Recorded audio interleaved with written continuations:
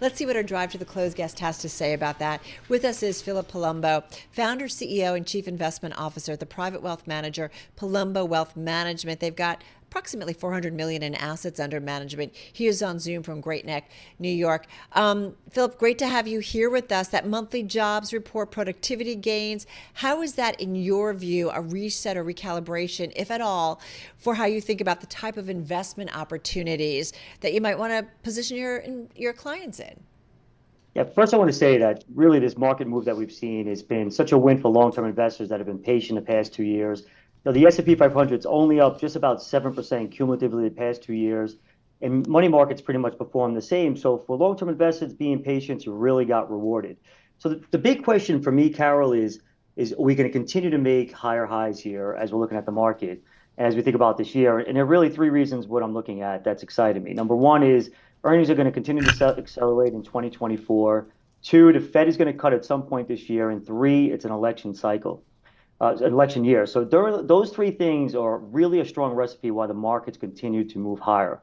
But the key thing is that in the very short term here, I do think we are overbought. You have to be patient, look for pullbacks, and there are opportunities to do so. Because of the hot labor data that we got earlier today, and given what we heard from Fed Chair Jay Powell earlier this week, traders are paring their bets that the Fed's actually going to cut 6 times this year, and it's looking more like the 3 to 4. When do you think the Fed cuts, and do you actually care when the Fed cuts?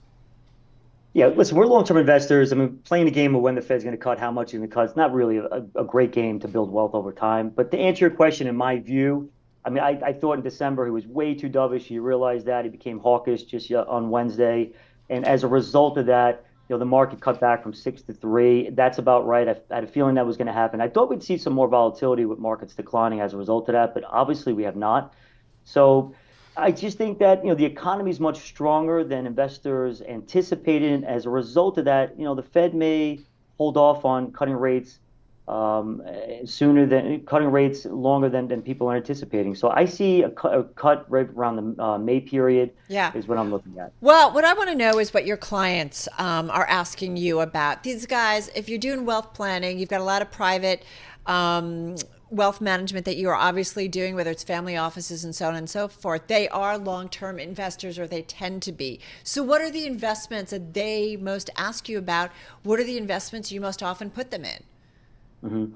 Yeah, so our clients that come to us are families and individuals that built businesses and sold their business, and they're looking to really create a balanced approach, protect first, grow second.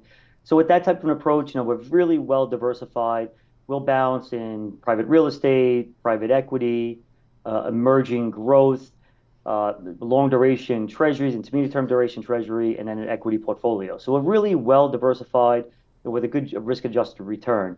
So I almost describe it as kind of boring, but it's what our clients want to protect their wealth in the event you get an economic shock. What would be like a typical allocation to private equity right now?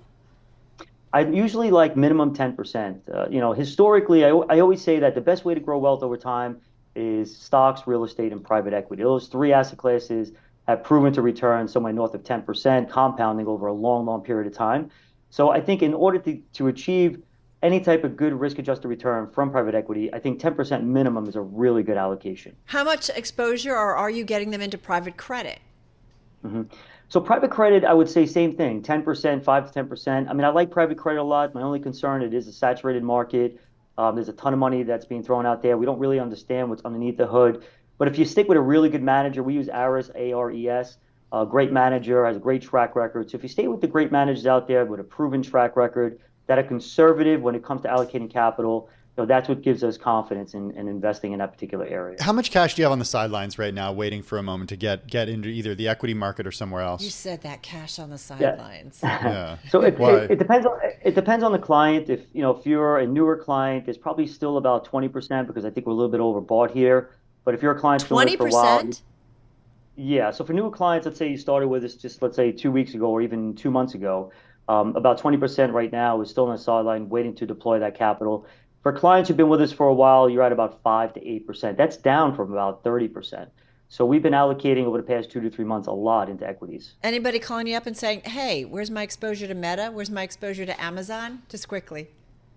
Yeah, no, that's okay. So yeah, we absolutely have exposure to both of those areas right now. Meta, not so much, but Amazon, we do have a nice exposure to within client portfolios. You did see what Meta did today, did you not?